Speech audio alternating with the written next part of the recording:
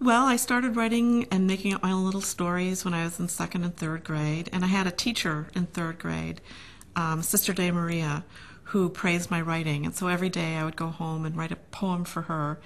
And I can tell you one of the poems if you'd like to hear it. It's the sun, the sun, the sun must run, must run, must run, for it is like a hot, hot bun, and inside that bun there is a big, big nun, because all my teachers were nuns. So I wrote a lot of poems about nuns, and you can rhyme nun with a lot of things. It's kind of fun. So I'm not saying these were great poems, but I was learning how to play around with words on the page, and that was something that was really helpful for me, and I found it to be very pleasurable. I wanted to keep doing it. Well, I like to think that my books are unique. I have tried writing different kinds of books, but I found that the field of biography has been really good to me. And I love it because I am so nosy. I love writing about other people, digging up all of this information like a detective at the library. And I try to make my books as fresh and as current that, real kids today would want to read them. I try to avoid the dated feel of the past, like making up dialogue, things like that. Everything that I write is very true, very accurate, and I just try to put I take old stories of famous people and try to put a fresh spin on them and make them new for kids today. And I like to think that my books do help kids remember famous people from history that they should remember. For example, in my book, A Woman for President, which is the story of Victoria Woodhull, the first woman to run for president back in 1872. This is somebody that most kids have never heard of, and yet she's really an interesting figure from American history. And that's the kind of thing that I go after, are stories from the past that I think kids should know about today.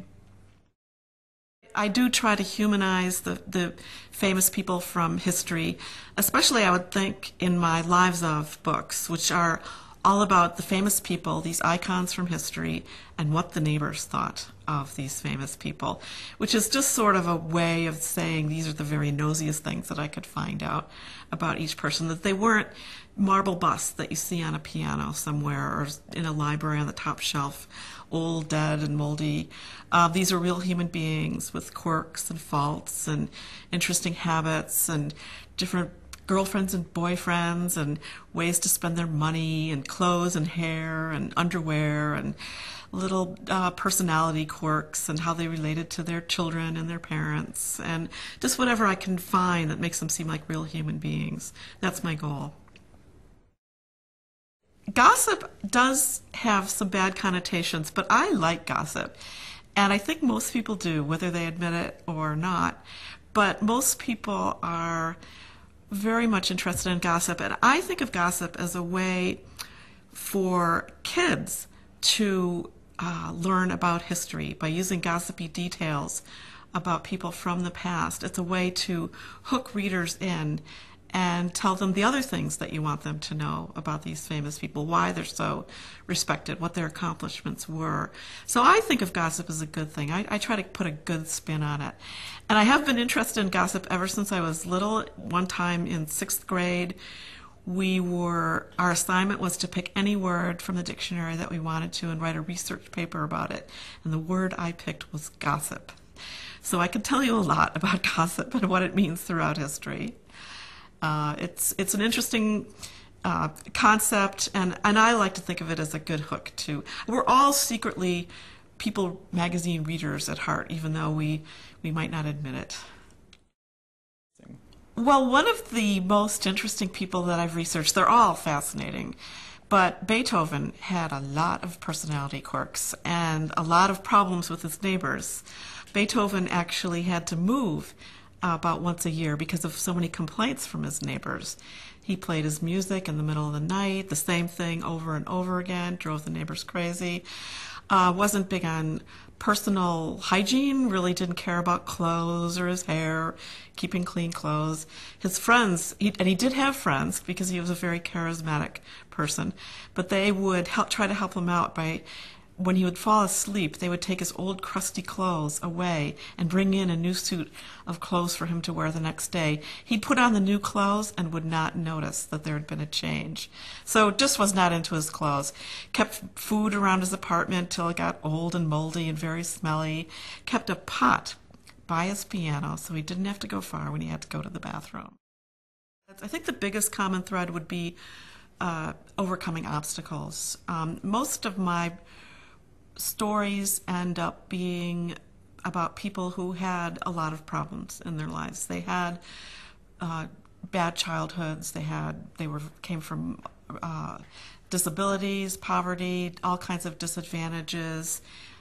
Things hurled at them through life, challenges hurled at them, and yet they struggled and were able to overcome these and achieve something great and become heroes in their own way.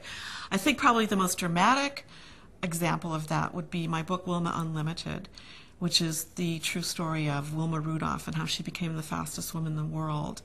And here was this girl, born premature, weighed 4 pounds, had all of these illnesses, finally was stricken with polio, couldn't walk until she was 12 years old, came from a family of 22 children, and terrible poverty and prejudice. She couldn't get treatment at hospitals because the hospitals in her state of Tennessee wouldn't treat black people.